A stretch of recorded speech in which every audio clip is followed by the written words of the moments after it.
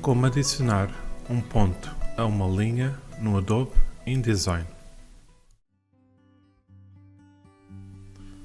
Olá, bem-vindos a mais um vídeo da Rata TCC. Neste vídeo vamos aprender como adicionar um ponto a uma linha no Adobe InDesign. Temos o Adobe InDesign aberto no novo documento.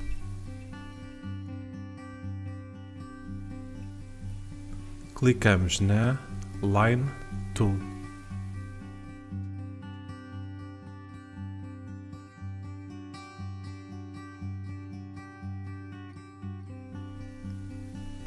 Em cima da página, clicamos e arrastamos para ter a nossa linha.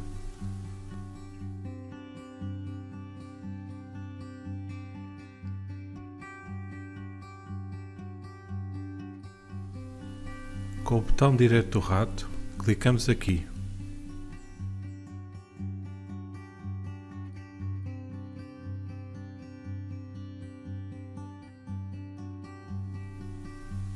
Clicamos na ferramenta Add Anchor Point Tool.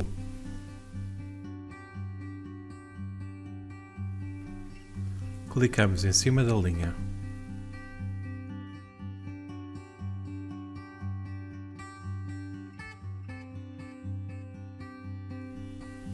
Para alterar os vértices desse ponto, clicamos na Convert Direction Point Tool.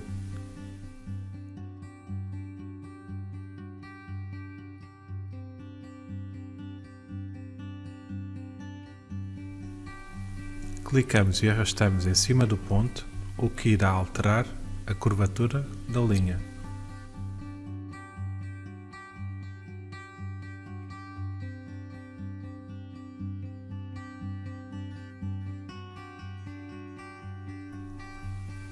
Espero que tenham gostado. Se tiverem dúvidas, coloquem nos comentários. Para mais vídeos sobre o Adobe InDesign, entre outros, vejam o nosso canal. Obrigado!